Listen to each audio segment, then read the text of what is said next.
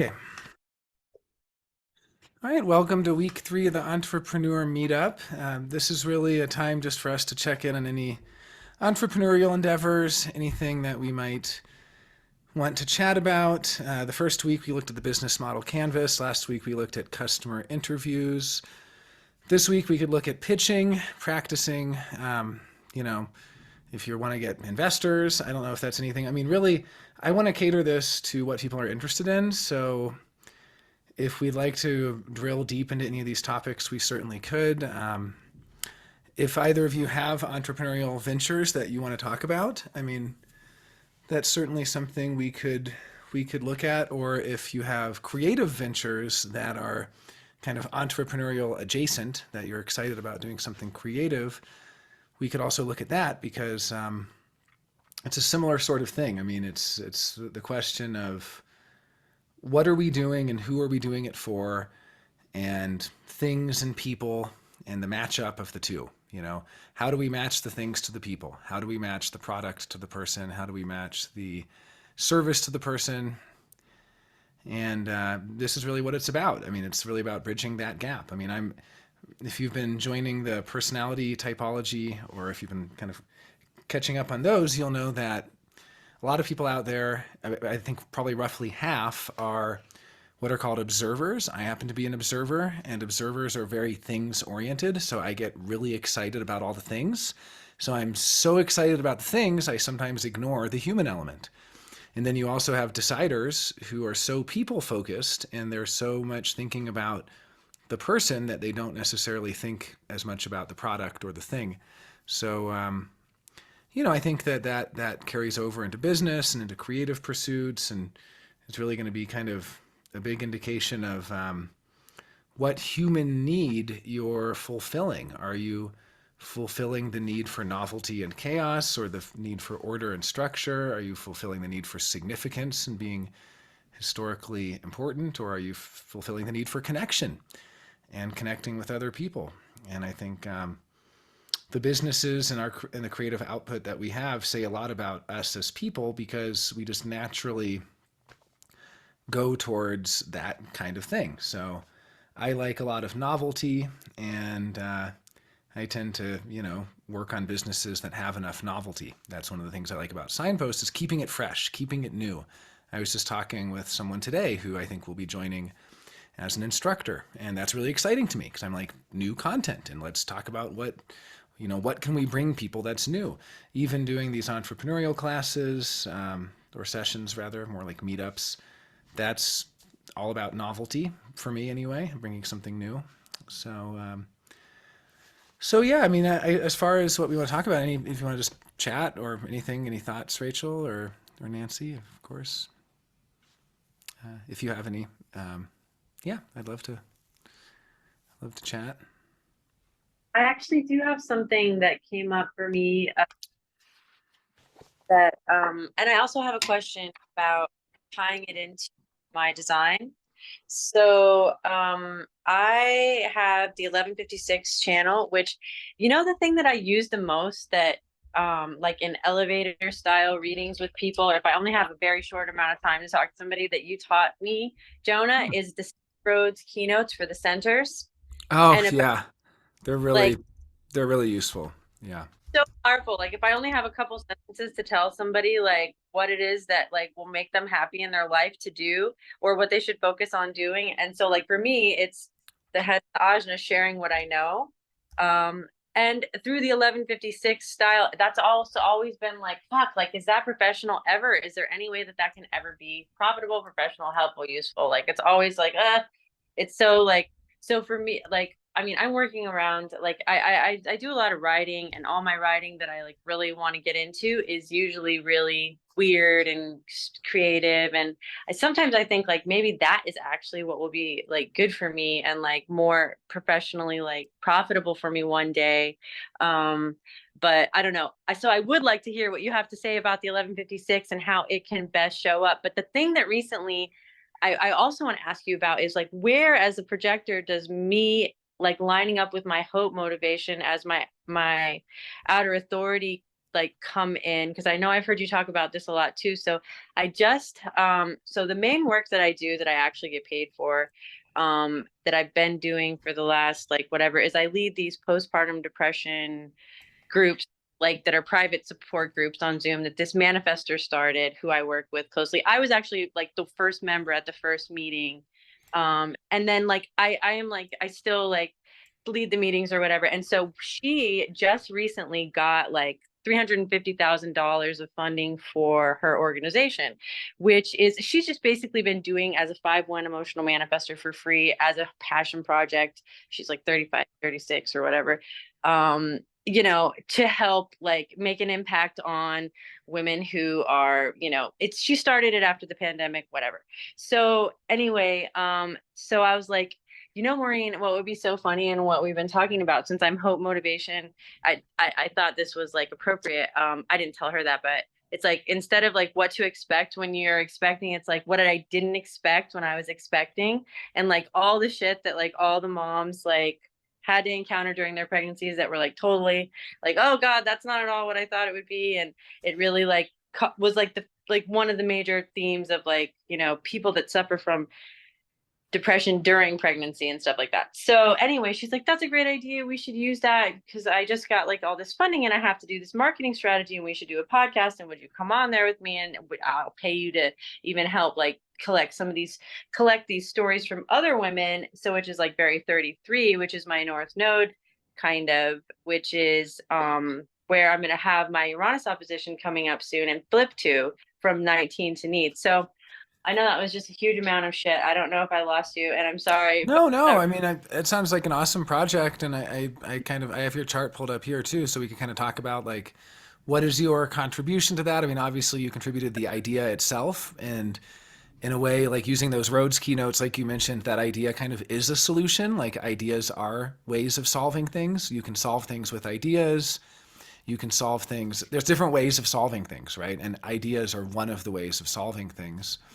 But then also, like you asked about your hope motivation, and I always like to bring it back to mechanics versus awareness, to where, you know, this is your mechanics, this is your projector aura, this is your ability to share your solutions and to solve problems. And then when we get to here, this is really your awareness. And what is the awareness? Even, yeah, I mean, even just that distinction alone, that what somebody with hope motivation is going to bring with through their 1156 being a mental projector is very different than someone with guilt motivation, just as an extreme example. And what people kind of come to you for, I mean, being a projector also is this interesting short circuit between mechanics and awareness, because it is kind of like, you know, you are kind of bringing your awareness, and that's can be what you're recognized for, but you're also you're being recognized for this life force energy from this channel. So it is, there's always a little bit of a, like, it's simple to look at a generator or a manifesting generator chart and be like, this is your, like, even more simple for one like me that doesn't have any projected channels, because you can literally be like, okay, Jonah, here is your life force energy. This is what you're designed to do. This is what you have energy for. This is what you can do consistently without getting exhausted. You know, you're here to concentrate and you're here to have new experiences and be able to handle those experiences and so on. And it's very easy to see the difference between that and my awareness, which is where when last year at Brayton's conference room, as I call it, I don't know if you've heard that joke, but Brayton Palazzo hosted something called the Rocky Mountain Human Design Conference. And I say this with all empathy. It was a conference room. It was not a conference. It was a conference room that, didn't really come together as much of a conference. But in that event, I mean, a bunch of people left because they just couldn't take it, because a couple projectors were saying that only projectors should be human design analysts. And that getting a reading from human design is guiding, and that's what guiding is giving someone a human design reading. And that only projectors can guide, so that everyone else of any other type really has no business being human design analysts. And this is like, I'm not exaggerating, like this is exactly what was said. I mean, it was probably stronger than that. I think it was actually that the non-projectors giving human design readings are actually harming people, and it was very extreme. And some people left during that. And I mean, there were already only like 6 or 7 people there, but that pretty much got the rest of them out of there. I stuck around because I wanted to kind of see if there was anything more to it. But what it seemed like was this. It actually did spur some ideas for me. I also have, I'm also a gate 11.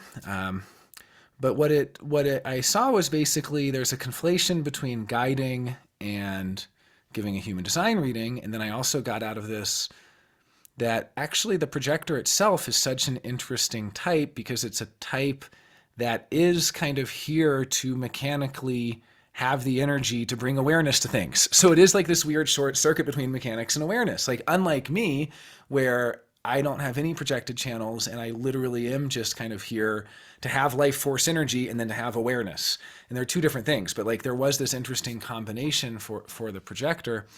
And I started thinking about it and it was like, okay, first of all, guiding is not necessarily giving a reading. There's so many ways to guide. You can guide by asking a little question that just gets, I mean, you're guiding the G center. You're not even guiding the mind. You're guiding the direction somebody takes in their life. You're guiding, the choices they make in a way, but you're actually guiding them to themselves so that they can make the healthy choice for themselves. So yeah, like I understand how giving a reading and kind of bringing somebody to strategy and authority, something like that might be guiding. I don't know. The first person who really got through to me and who brought me to human design was a reflector.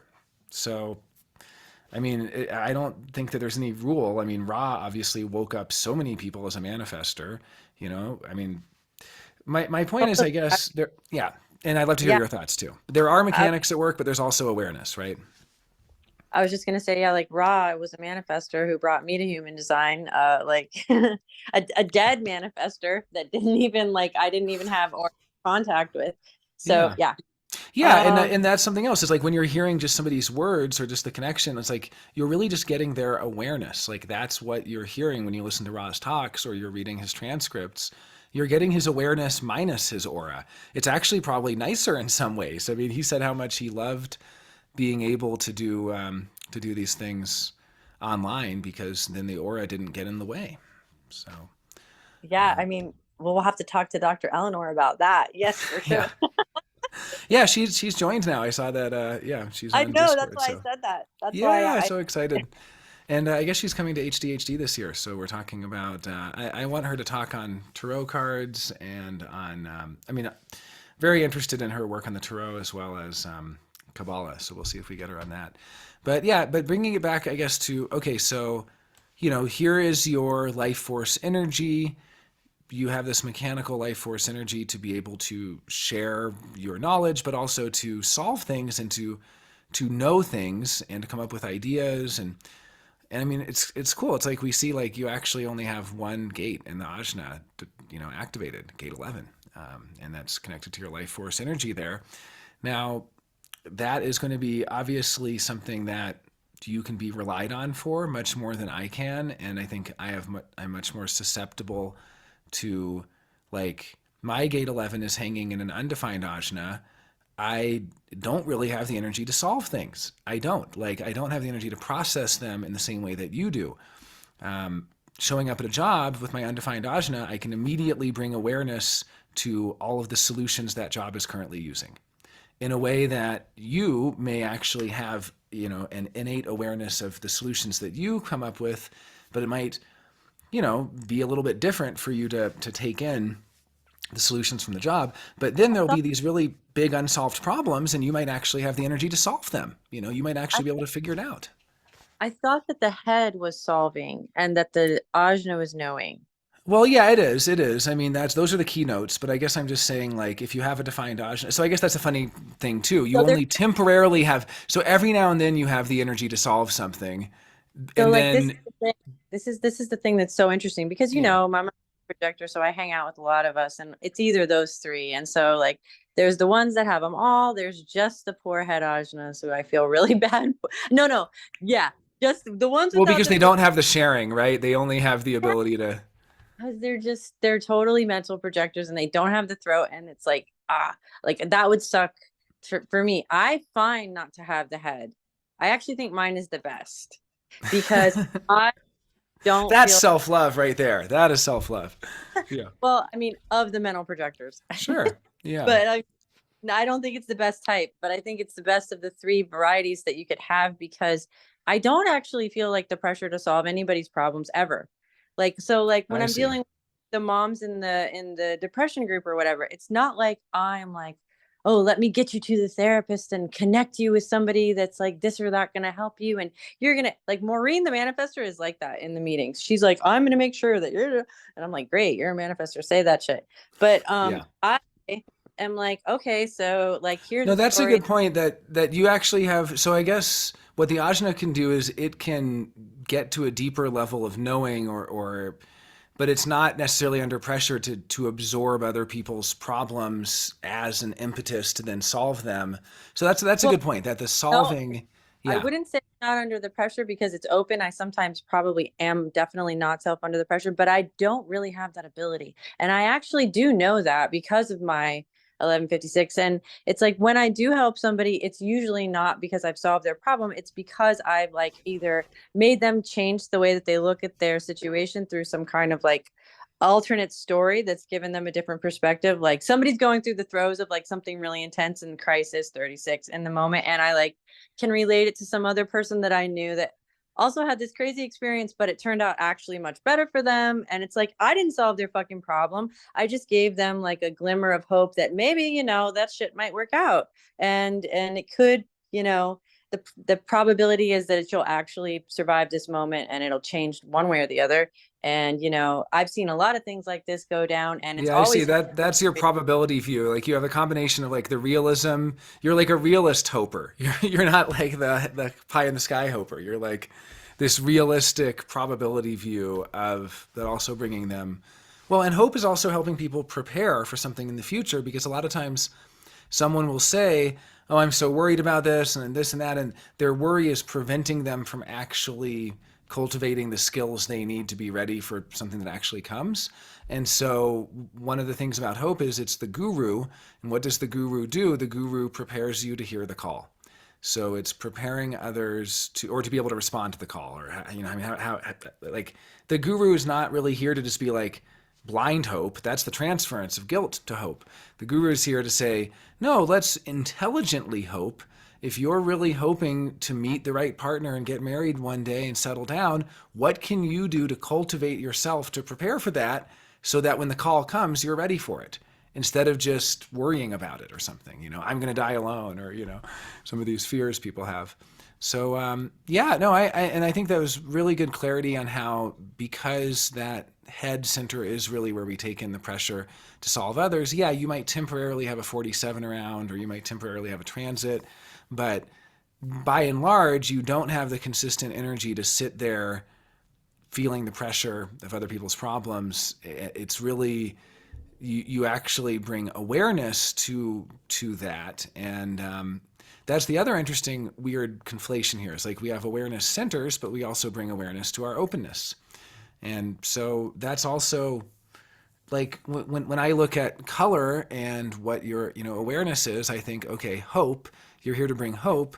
Well, where do you see? I mean, where do you even see the probabilities to where you can actually help people as a guru?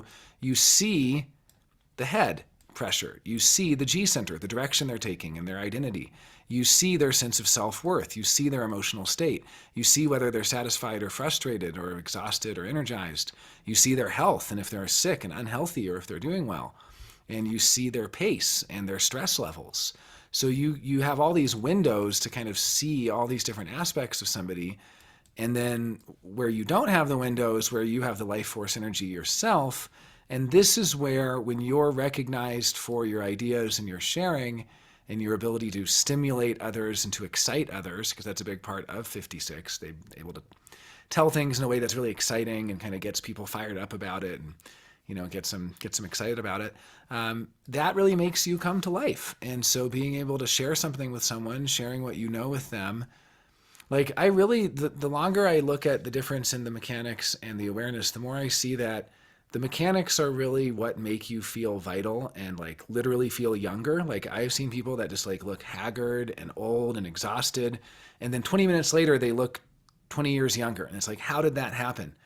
And if they're a projector, it's that they got recognized and appreciated and invited, and that life force energy is just like firing on all cylinders. Like it's actually vitalizing them while they do it, while they use it. If it's a generator, they're actually given something to respond to and given something to do. You know, if they have a defined ego, they're actually being shown appreciation. If they have a defined spleen, they're actually using that spleen in some way, and so on. So it's like, it really is. Or even for someone who is defined, you know, emotionally, I would imagine for them to process those emotions, they start to feel lighter and younger and more alive. And so, I mean, that's how I really see the channels. That the channels are kind of like, if you're feeling exhausted and just kind of spent and no energy and no libido, we could even say, that's because this, you know, 1156 hasn't been used enough. You haven't been recognized for what you know. You haven't been given the opportunity to share what you know with people. You haven't been able to stimulate them. You tried to tell them a stimulating story and they just remained completely dead inside with a stone face, you know. That's going to hurt you, right? Because it's kind of like their lack of recognition, their lack of being able to be captivated and stimulated and excited is basically kind of like your life force energy is being ignored, and it's just kind of not, it's like, what's the point? And I mean, these things are just mechanics, and I think the point is, for you to really have a fulfilling life, you need to be around people who recognize your brilliance, who recognize how good you are at exciting people, at bringing that stimulation to them, who recognize how much you know, and who are eager to hear what you know and eager to learn what you know. And so all of those things from that life force energy, I mean, that's what's really the name of the game for keeping you vital. And if you stray from that, you just kind of lose that energy. So the longer you spend in these centers trying to actually do the centers. Now, at the same time, you have a lot of hanging gates there, and that's a lot of opportunity for collaboration and connection. And I think, was it last week? Did you mention the hanging gates being the advertising, and the channels being like what happens after they're your customer, or you know, something like that was kind of the idea that I think you brought up. But yeah, it's I mean, so you have all these ways to advertise and all these ways to connect and all these ways to collaborate, but ultimately, like, yeah, you're going to have emotional experiences with 22s and with, you know, 35s, and you're going to discover self-worth together with 25s and with you know, like each of these things you get to kind of experience, but ultimately those experiences bring you awareness about that. Ultimately, like if you and I hung out in Aura, we make this 2551, we're going to define the ego together. We both have undefined egos. We're going to learn something from that. We're going to bring more awareness to the ego because of that. And we're going to walk away from that having either gained more, you know, awareness or not, if we just didn't learn anything from it. But I mean, that awareness that we then bring will kind of help us then understand and even help people who have a defined ego and say, wow, it sounds to me like that's a really unhealthy attitude. Or you're doing great. That sounds like a great attitude. I've surveyed all these different defined egos and I can tell you, you have a really healthy ego attitude.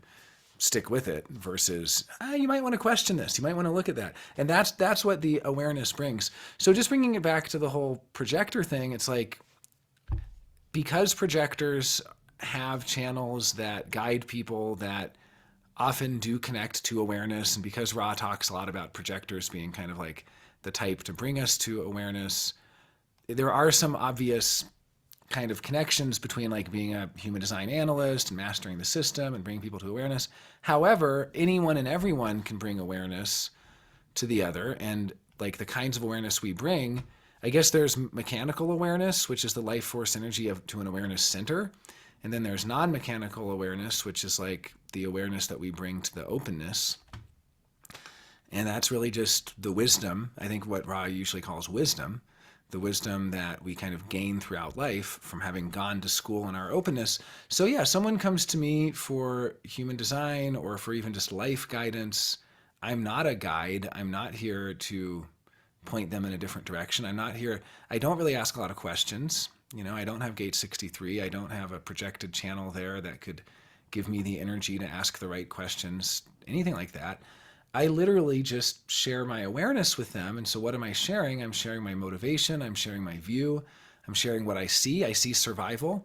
People used to come to me all the time. Even still 2 years ago, I got back involved in Techstars as a mentor. And I would tell them about their chances of survival as a company. And I would say, look, you're a solo founder. You have a much higher chance of survival if you bring in another founder. Things like that. That's me sharing my awareness. I'm not guiding them. I'm not asking them questions that bring them to themselves. I'm just sharing my wisdom ultimately. Please. Yeah. Can I ask you a question about that survival? Yeah. Is it you? Okay, Yeah. yeah. Because I haven't met very many people with survival view, and I'm really interested to ask you if you are always like, are you like a prepper in any way? No, I'm not. I think that if you stick around for the personality typology, when we get into the social types, I think type twos are the preppers. Basically, they're the people that take responsibility for, like they don't trust the government, they don't trust other people. They're the most independent. They don't want to be dependent on anyone. It's very uncomfortable for them to have any dependency in any way, shape, or form. Now, there might be certain things in human design that do that, like being single definition makes you independent, or having certain life experiences where you were shown early on that you couldn't trust other people and that you need to, you know. But no, I'm not a prepper at all, and I don't think that necessarily like. I'm sure that there are some survival view people where that's how it comes out, but that's not how it is for me. There's no part of you that ever like is like into sustainability or like anything like that, or You know, like I've been looking at preppers from the perspective of personality typology because I've just found that all of the social twos that I went through, I have this like database that I've just kind of typed everybody I know, and all the social twos they fall either on the prepper side or on the super independent side. So the artist Von Paul, for instance, he's a social two. He's not a prepper, but everything he owns is in a single bag, and he could just get on a train and leave the next day. So he's not a prepper. He's gone to the opposite extreme of just not needing anything. But then I think of like my friend Robert Ray, who's a total prepper. He has all the solar and the well water, and like he doesn't like literally like the entire world can end and he could just survive indefinitely. He grows 4,000 pounds of food each year. He doesn't really depend on anyone for anything. He has all of his own power. He has, so much food saved up. He buys gold and silver so in case money collapses, like he basically doesn't trust, anyone or anything else. Now, I do see my social type. I'm a social one. I'm like prepper second, but I think my version of it is just lowering my expectations and needs and just kind of having this sort of belief that I'll just be taken care of. So if the world ends in a fiery apocalypse, well, also I'm lead flex. If you get into the personality stuff, so there's a real toughness to lead flex where it just says, yeah, well, if I die during the apocalypse and there's no food and I starve to death and everyone robs me because I don't have enough guns or who knows what, right? If that ends up, I don't have any guns. If that ends up happening, there's like this toughness where I'm just kind of like, well, that'll be my story. I'll just get killed then. Like, who cares? Like, it's kind of like because I have flex, that's my survival strategy in that sense. My survival strategy is just to be tough enough to be like, I don't care if I die. Like what a silly thing to worry about. I don't care if I starve to death. I don't care if I get shot by an angry mob. Like that. There's like the flex is like my own. And I'm not saying any of these are better than the others. They're all like weird. Like if you look at it, they're all like kind of bizarre, right? The social types, just to give a little high level overview. Social ones are lead flex, and so their whole thing is just being tough and strong and just kind of like resilient.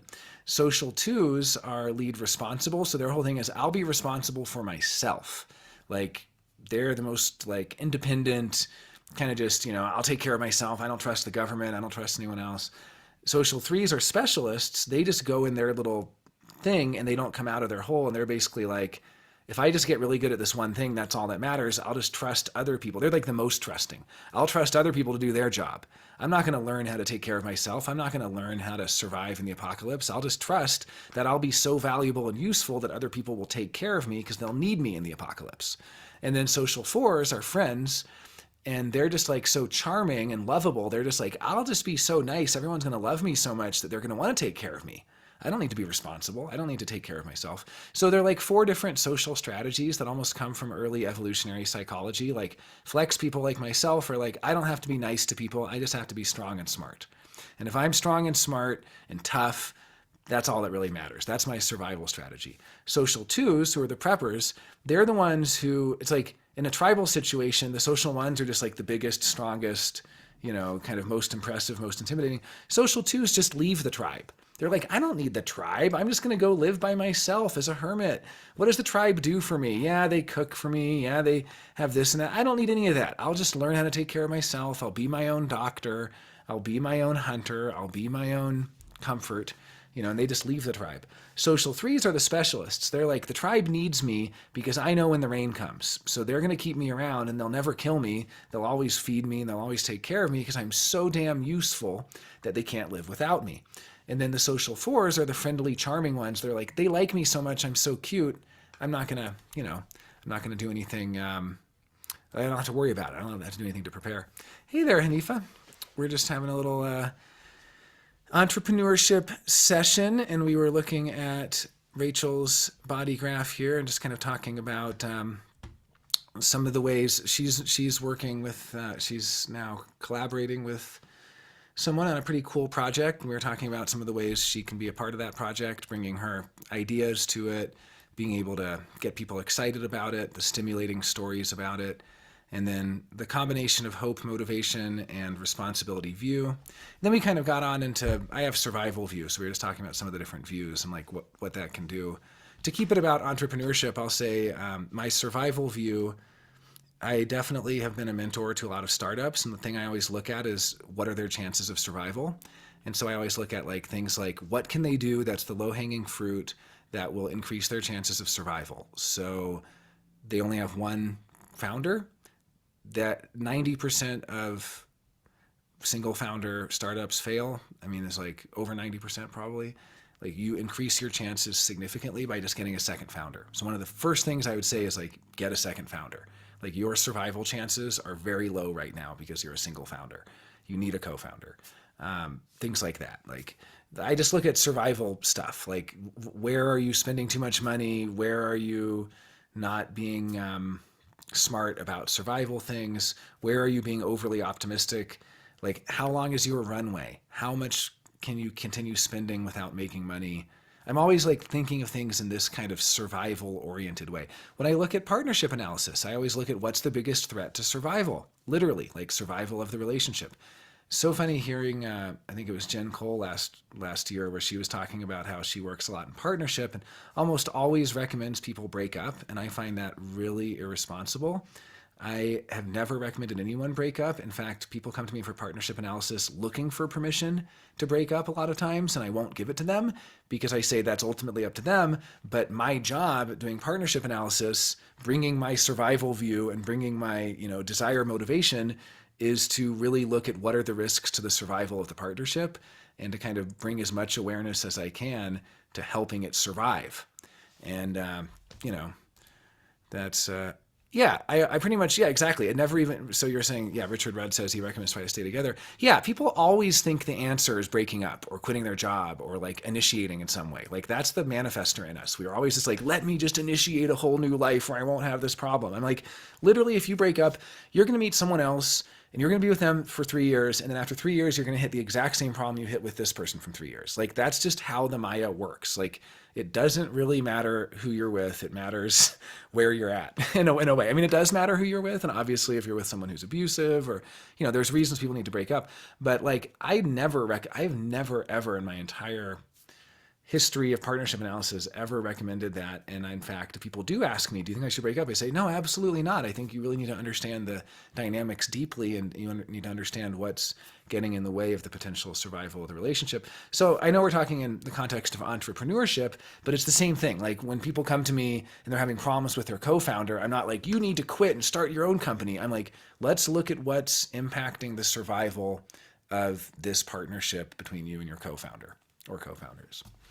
And then a comment from Hanifa Totes. She's always noticed when people overextend themselves and try to scale their business or overspend before the foundation is there with her survival view. Absolutely. That's like the first thing I look at is kind of like where is your optimism and your hopeful, I don't know what, I mean, maybe it's in that even is a binary of hope, but in some sense, because they are the two sides of survival. Like my, if you think of the spleen as about survival on the material plane, the two sides of it at the view level, I guess, are survival view versus possibility view. I might not see the possibilities. I might not see the long shots. That's not what I'm here to see. I'm not a color 2. I'm a color 1. I'm here to see like the fundamentals of survival, which is like how much money are you bringing in? Do you It's like Maslow's hierarchy of needs. Do you have food, shelter? Do you have a space for it? Do you have time for it? Do you have I mean it's like all of these. Oh, so that's cool. So yeah, Hanifa then has survival view with hope motivation. So you actually do get color 1 and 2 kind of in different places, but those are two different aspects of how to thrive on the material plane. Rachel also has hope motivation, and we were saying how really that what you can bring in terms of the awareness that you can bring to someone coming to you for a reading or someone you're working with in business or any of that. Hope is really helping people prepare in a certain way, prepare to hear the call, cultivate. So many people think they're ready for something, but they're not. And it's a hope motivation person who can actually help them really be ready. So they come with a problem like, I'm single and I really want to meet someone. And it's like, okay, well, are you actually ready to meet someone? Do you actually, like, yeah, with hope motivation, you're giving them hope, but you're not giving them false hope. You're giving them the hope that if they actually cultivate themselves and chop wood and carry water and do all of this guru stuff, that they'll actually be ready when the call comes. And that's a big part of hope motivation. It's kind of the preparation for something. So yeah, I mean, just in terms of entrepreneurship, it's like, what do we bring to the table in an entrepreneurial situation? What do we bring to our co-founders? What do we bring to our customers? Well, there's the life force energy that is our consistent, that we have consistent access to, or in the case of a reflector, the life force energy that you have consistent access every month, but it's kind of like more like inconsistent, I guess you would say. But the life force energy, or you have awareness, which I would imagine as a reflector that you would have the most opportunity. Probably reflectors have the most opportunity for awareness, and then mental projectors have the second most because they can be aware in every way except for the centers they have defined. Right? Like, which is again is not to say that having a defined ajna, you're not bringing awareness to the table from the ajna. You are. You're just bringing your awareness. You're not bringing the meta awareness of getting to experience all the different awarenesses and kind of learn which ones are clean and which ones are confused and which ones are inspiring and which aren't. I guess the inspiration maybe more is in the head. But yeah, so just in terms of an entrepreneurial situation, like what do we bring to the table? We bring our life force energy. We bring our aura. We bring the mechanics of that. We bring our hanging gates, which are our potentials to collaborate with others. And then we bring the awareness, which is usually, I mean, really, you can kind of see in the view and in the motivation, which is not to say that there isn't also, awareness here. There is, I guess, the unconscious awareness also of the design side. So, and then I was just making a comment about how last year up in Salt Lake City at Brayton's conference room, which is what I call it now. I refuse to call it a conference. It's a conference room. Projectors were kind of saying like only projectors should give human design readings, and I was saying, well, that's not really fair because a human design reading isn't just guiding. I mean, is it even guiding at all? Isn't it sharing of awareness? Isn't it nine-centered communion? Isn't it kind of just like, you want to get some wisdom from someone else? I like the quote from Carl Jung where he said, in any relationship between two people, one will always be the container and the other will always be contained. And it's just a hierarchy. One is the container and the other is contained. And that as you evolve and grow and individuate, and however you want to call it, it gets harder and harder and harder to find someone who can contain you. And you become the container of so many more people. And it's not a type thing, it's an awareness thing. It's just literally as you grow older and gain awareness and so on, you become the container. Yes, any comments? Yeah, I've never heard that Young quote before. Where I want to like look more into that. I'll research it. But so is it like always that's the case in a relationship? If one like so because you said one person will always be the container and the other one Yeah, it's always. just a hierarchy. I mean, if you look in theosophy, one person will always have a higher level than the other. Like nobody is at the exact same level. And the one who has the higher level, it's their responsibility to be more patient.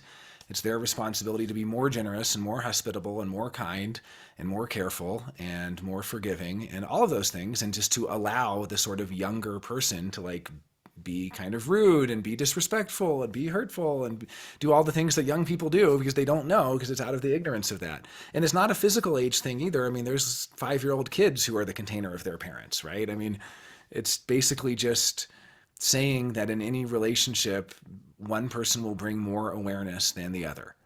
And it's just as simple as that. And in the game of awareness, the one with more awareness is the one who has to be the gracious loser and to allow the one with less awareness to think they're winning, because they part of that increased awareness is sort of humility and acceptance and surrender and all of these things that we do. So all I'm saying is, like, if somebody, if I go to a mentor and they give me a bunch of advice in a business, like, they might really help me or they might not. That's just kind of, I mean, whether they do or not, I mean, I might help them in a certain way by even letting them teach me. Like, it's like a weird thing. It's like, and it's not something I'm thinking about. I'm not like, oh my God, this person's lower level than me or some like elitist thing. It's just more like, if you look back at the different situations you've been in, and it's also to say that, teachers learn the most from their students. So it's not just that somebody who has a higher level of initiation or the greater container of the other isn't getting anything out of it. They're learning so much. I mean, they're lifelong learners because they have such a love of learning.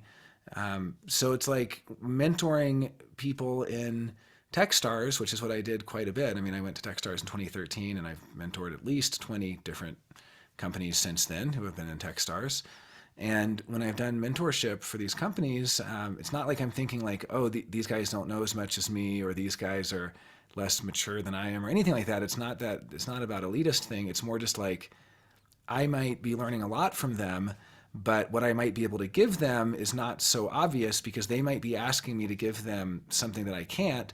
What I can give them is the awareness that I bring to that. So as I've deconditioned more and gotten a little bit cleaner in my awareness, I can now bring them more helpful information about survival than I used to be able to. I can bring them more desire motivation than I used to be able to, because I used to have way too much innocent curiosity and might, inadvertently tell them something that really just messes them up. And now I'm like more desire motivation, like locked into the goal and like keep my eye on the goal. I have more satisfaction in my life force energy, so I'm able to more quickly recognize when I don't need to do something, it's not going to be satisfying to me, and they can ask me questions and I can just say, I don't know. Whereas I used to like spend a lot of energy I didn't have trying to solve it for them. So that's all I'm really saying is, like, in any relationship of any kind, business partnership, anything, there is always going to be one person who ultimately does have to kind of take the graceful, surrender to the other, and kind of allow the other to dominate in certain ways and these things.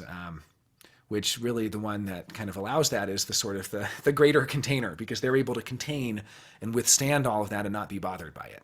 They're able to draw the bigger circle, around that. But I guess this is just in the context of saying that, generators shouldn't give readings, reflectors shouldn't give readings, manifestors shouldn't give readings.